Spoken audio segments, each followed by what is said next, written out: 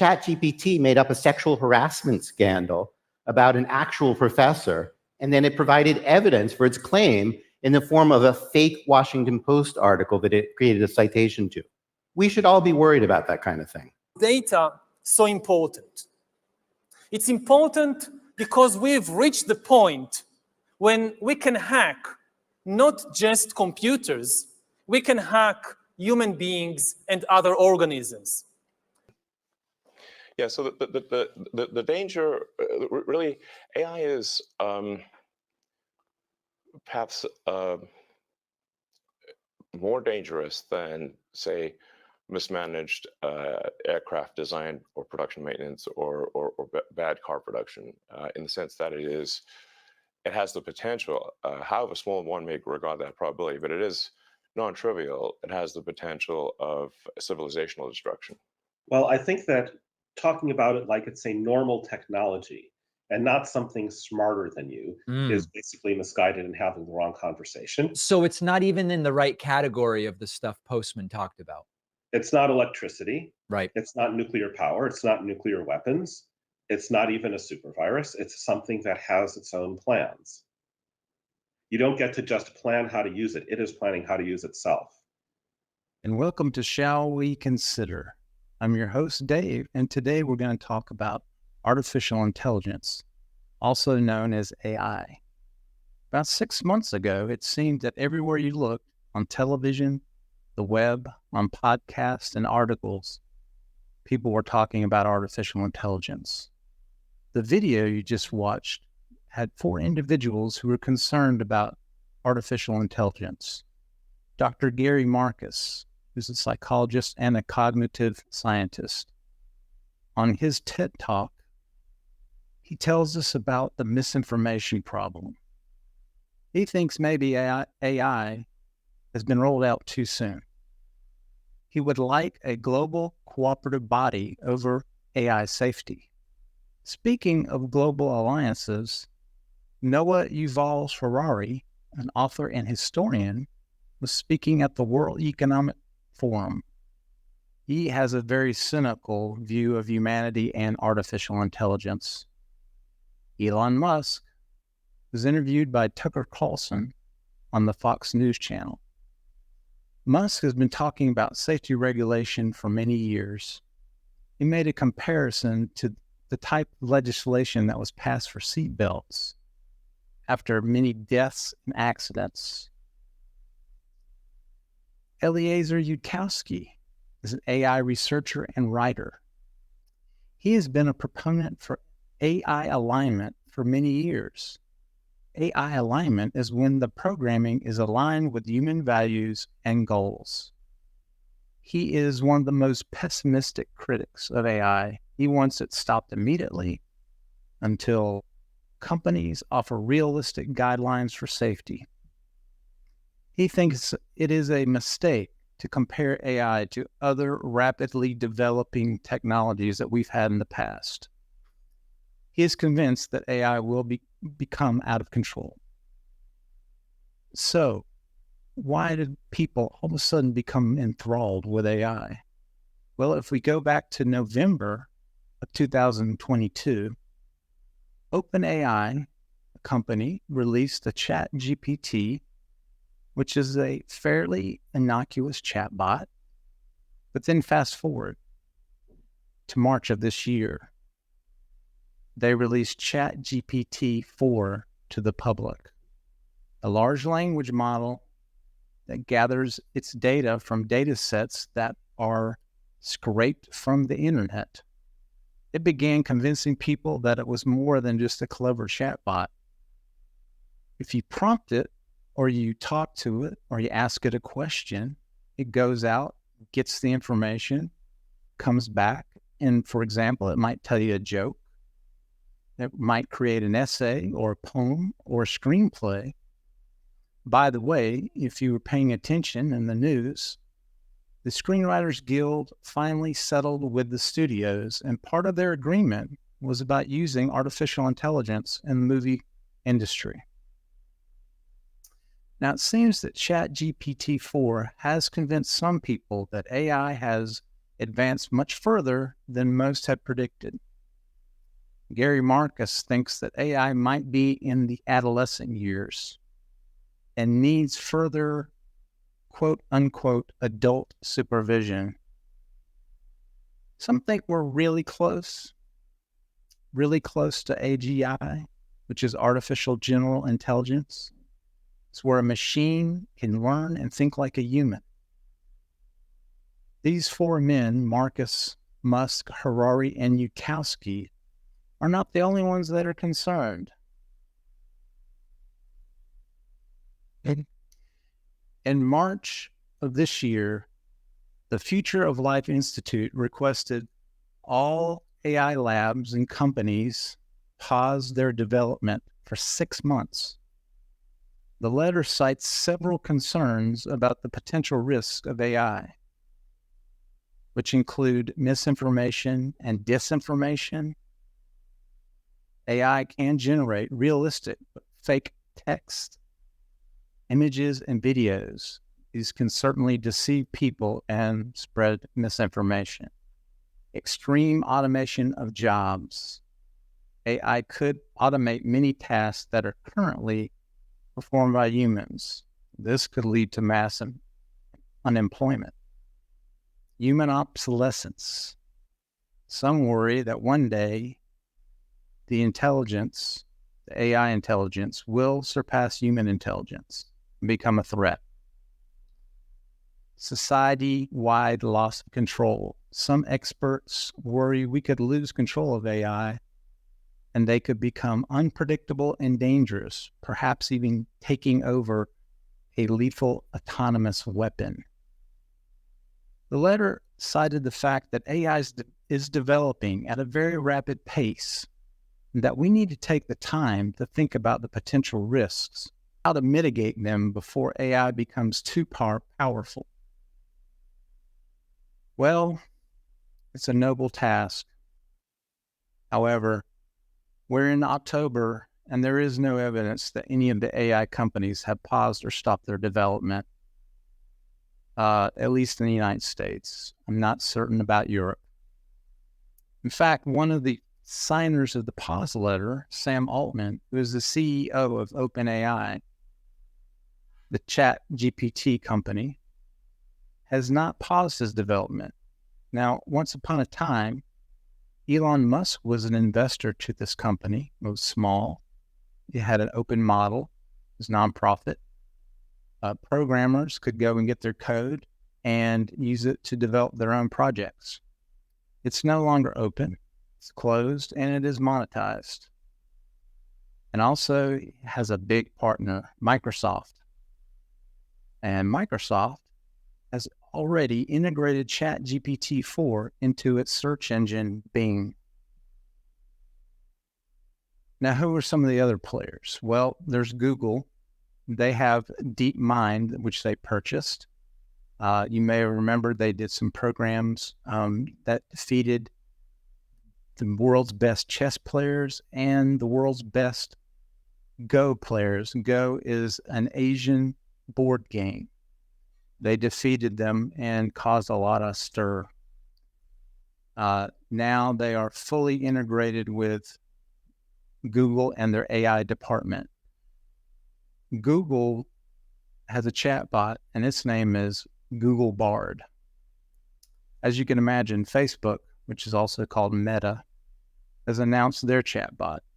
Now, this letter that was supposed to pause things seems to actually spark more interest in AI instead of slowing it down. More money is being invested than ever before.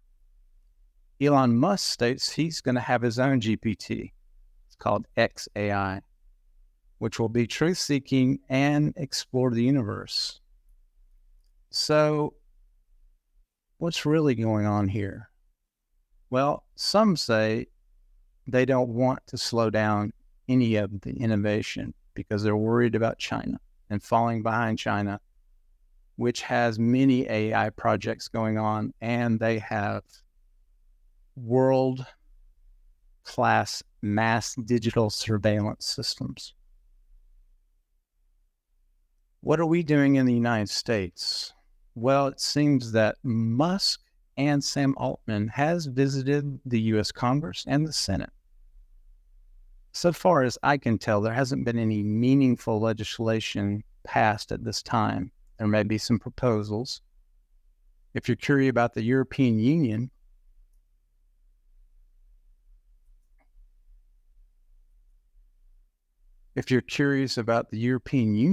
it has proposed some very comprehensive laws regulating AI in privacy, the financial sector, and in law enforcement. Europe is very well known as having very restrictive policies on using data.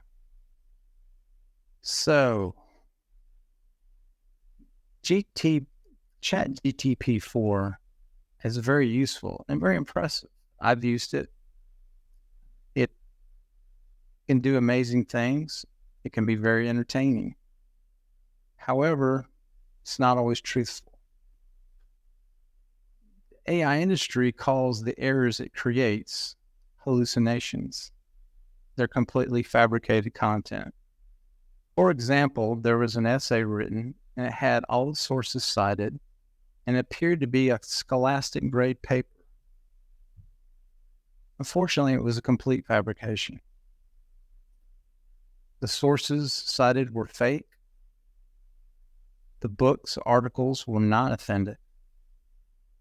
Now, misinformation, no matter who is using it, can sow discord and a loss of confidence in leadership. Eliezer Yudkowsky is concerned about AI becoming intelligent enough to take over and that humans will lose control. This doesn't seem like a likely scenario at this time, but it may not be too far. So what is closer? Jobs. How many jobs will be lost? Will they create new jobs?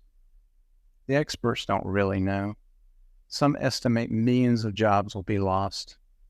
But when does the replacement begin? Will there be new jobs? They don't seem to be able to describe what exactly the new jobs will look like.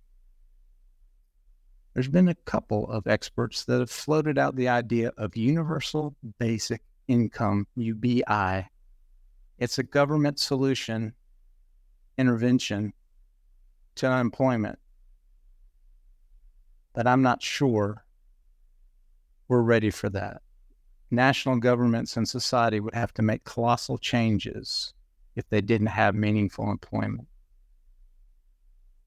And there's an interesting tale about a Google training engineer. He formed a relationship with one of these AI models. He claimed it was alive and had a family. He was fired, and I'm not sure most people believed him. But what is human intelligence? Is it just processing data and making decisions? There are a lot of nuance to human intelligence. Human intelligence comes from visual cues, which have nothing to do with spoken language. Humans use intuition and instinct to negotiate the world. Can that really be recreated by a machine? The bottom line is they're getting close, but they're not yet on par with human intelligence.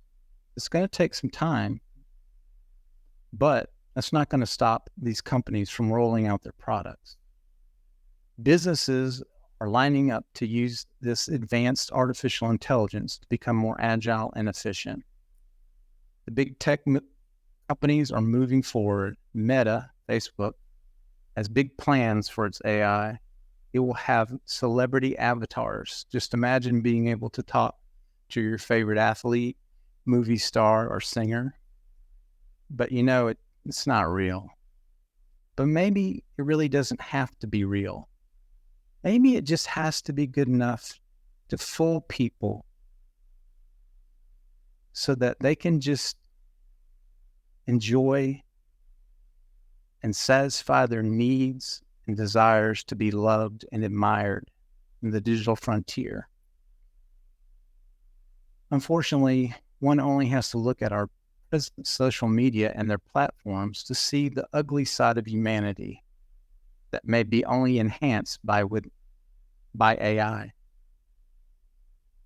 So with Facebook, Google, Microsoft, and many more, they're continuing to develop artificial intelligence. So was this just a big ruse? Was all this attention just so that human beings, general public, got that much more comfortable with these AI models and chatbots and image generators and voice generators and even more realistic robots? I think this is a concern. As you know, we have a big dependence on artificial intelligence. We have our digital assistants, our phones. It is an amazing tool, but we have to have the device with us all times of the day. And it makes it real easy to withdraw into your own echo chamber, your own world where you get instant gratification. But what is the cost? Real human contact, rapidly diminishing. Presently, people cannot tell right from wrong. Most of society has no idea what to believe in. In many ways, the world has disintegrated into chaos. AI expert Ray Kurzweil popularized the term singularity. He predicts it will come in 2050. It's the moment where artificial intelligence surpasses human intelligence. It's like a dark hole, the event horizon. We don't know what happens beyond that. We are in the age where we have developed our own individual identities, but on a different platform, not in the real world. We build our virtual friendships and our ideals and our dreams. But if we cannot understand and see how it can be used in corrupt hands, we are on course to lose more freedoms. I encourage people to seek the truth and not blindly follow the science or the experts. Critical thinking is a valuable and rare commodity. Use it or lose it. Big tech is watching and waiting. Here is a clip from BBC documentarian Adam Curtis. His film is Hypernormalization. Thank you for watching. If you like what you heard and saw today, please press the subscribe button and also the like button. This is Shall We Consider.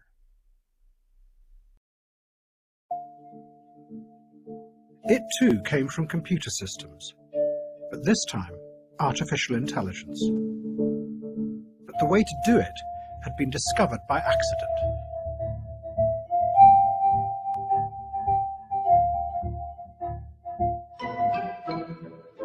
Back in the 1960s, there had been optimistic dreams that it would be possible to develop computers that could think like human beings. Scientists then spent years trying to program the rules that governed human thought. But they never worked.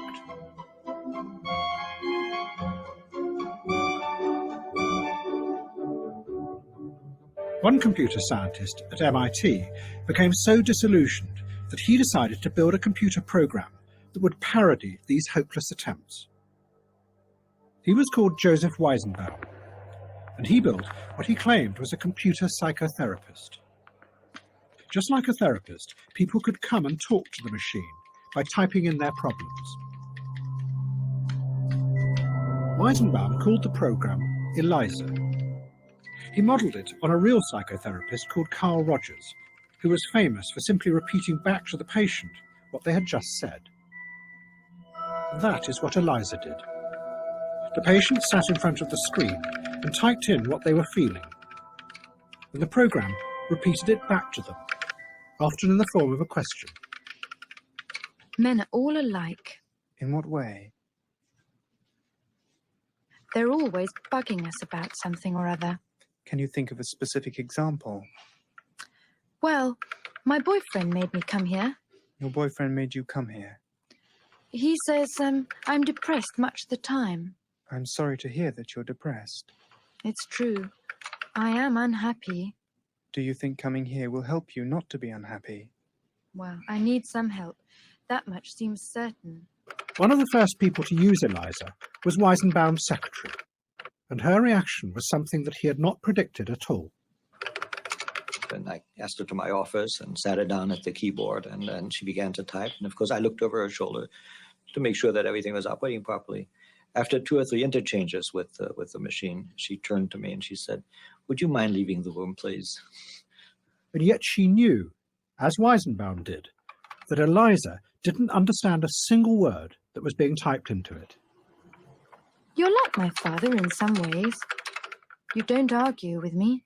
Why do you think I don't argue with you? You're afraid of me. Does it please you to think I'm afraid of you?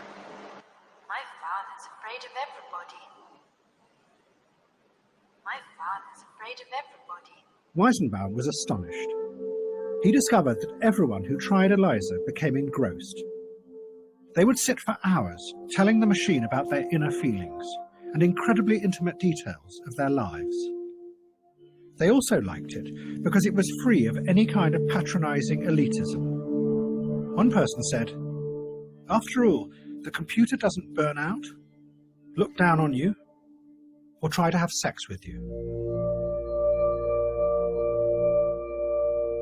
What Eliza showed was that in an age of individualism, what made people feel secure was having themselves reflected back to them, just like in a mirror.